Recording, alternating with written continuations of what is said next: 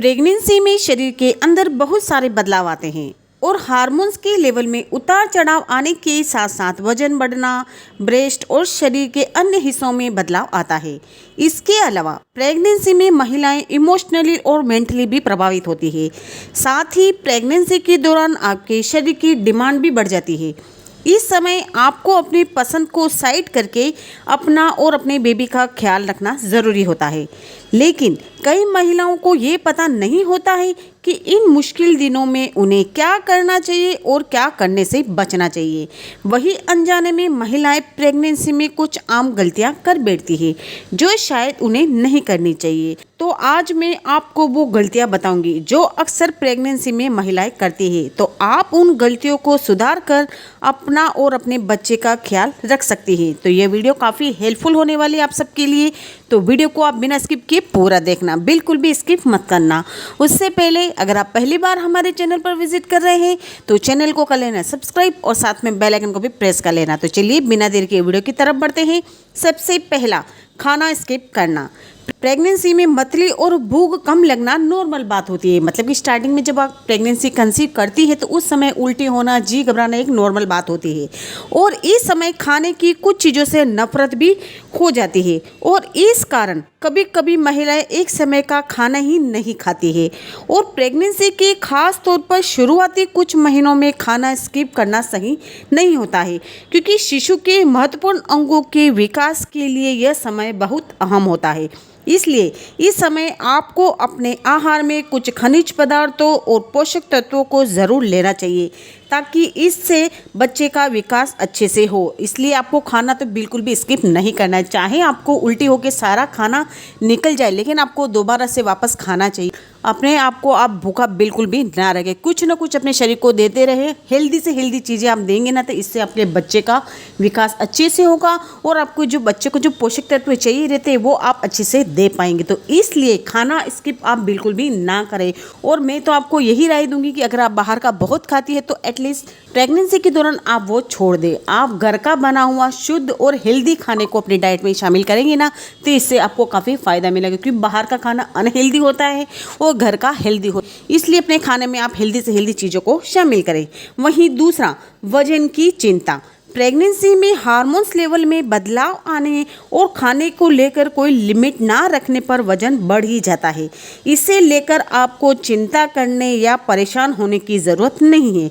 Stress और चिंता से माँ और बच्चे दोनों की सेहत खराब होगी। इसलिए आप मन को हमेशा शांत रखें और किसी भी तरह का स्ट्रेस और टेंशन ना ले क्योंकि और प्रेगनेंसी के दौरान शरीर का वजन बढ़ना एक नॉर्मल बात होती है। तो वजन को लेकर आप बिल्कुल भी स्ट्रेस और टेंशन ना ले कि मेरा वजन बढ़ गया है या फिर मैं बहुत मोटी हो गई हूँ। तो इस तरीके की बातें आप बिल्कुल भी अपने माइंड में ना लाएं। इस तरीके की बातें आप बिल्कुल भी ना सोचें। उसके बजाय आप अपनी सेहत का ध्यान रखें, उसके साथ साथ अपने बच्चे का भी ख्याल रखें। आप तो हेल्दी से हेल्दी चीज़ों को अपने आप डाइट में शामिल करेंगे ना तो आप हेल्दी और तंदुरुस्त बच्चे को आप जन्म देगी। तो इसलिए वजन की चिंता तो आप बिल्कुल भी ना करें। तो आप कुछ भी करो तो भी वजन तो बढ़ेगा ही। तो इसलिए इस किसी भी तरह का स्ट्रेस और टेंशन आप बिल्कुल भी ना लें। और मन को शांत रखने के लिए आप योग और मेडिटेशन करें और हमेशा हेल्दी डाइट लें।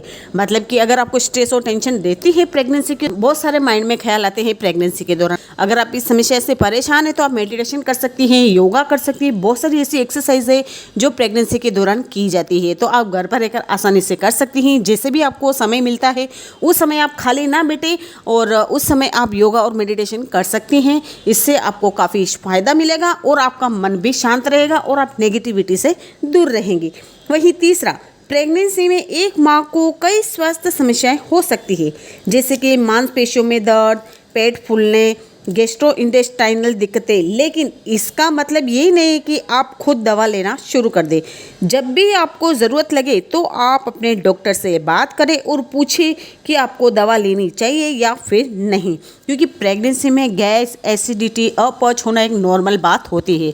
तो उस समय ऐसा नहीं कि आपको गैस हो रही है या कुछ भी प्रॉब्लम हो रही है तो आप अपनी मर्जी से दवा लें। आप इसी गलती बिल्कुल भी ना करें। आप अपने डॉक्टर से बात करके डॉक्टर जो भी आपको बोले उसके अनुसार अनुसार आप कोई भी दवा वगैरह अपने डेली की रूटीन में आप शामिल कर सकती हैं। अगर आप प्रेगनेंसी के दौरान गैस एसिडिटी से ज़्यादा ही प्रॉब्लम है आपको, तो वो डॉक्टर आपको कुछ भी गोली वगैरह, कुछ भी टैबलेट वगैरह उसको डेली के रूटीन में आपको दे सकते हैं। तो इसलिए बिना डॉक्टर के कोई भी दवा आप बिल्कुल भी ना लें, क्योंकि ये सब चीज़ें जो होती है ना वो आपके बच्चे के लिए अच्छी नहीं होती है। इसलिए आप दवा, एटलीस्ट दवा अपनी मर्ज़ी से आप बिल्कुल भी ना लें, क्योंकि गैस एसिडिटी होना एक नॉर्मल बात होती है। वहीं चौथा, प्रेगनेंसी में महिलाओं को फिजिकली एक्टिविटी करने में दिक्कत हो सकती है। वहीं कई महिलाओं को लगता है कि उन्हें इस समय ज़्यादा मूवमेंट नहीं करने चाहिए, लेकिन इस समय आप पैदल चलने और हल्के व्यायाम तो आप कर ही सकती है। और हमेशा शरीर को एक्टिव रखें, क्योंकि शरीर को एक्टिव रखना बहुत ही ज़रूरी है।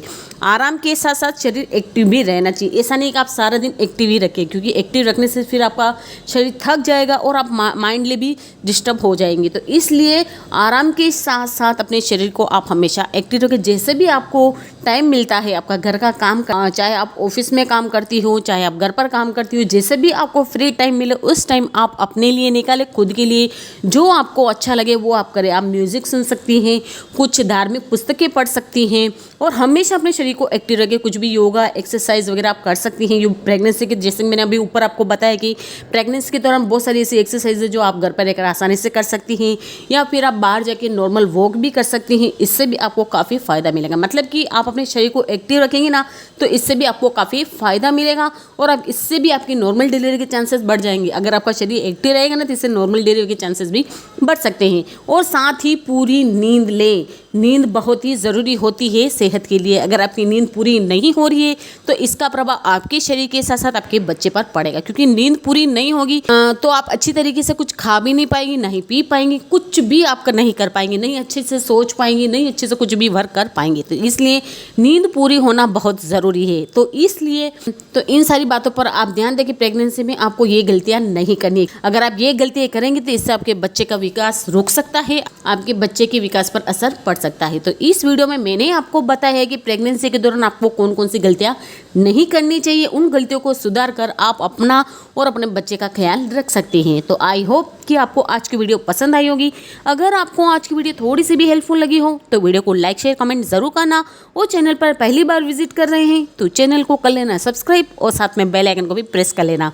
तो चलिए मिलती हूँ नेक्स्ट वीडियो में, तब तक के लिए bye bye and take care.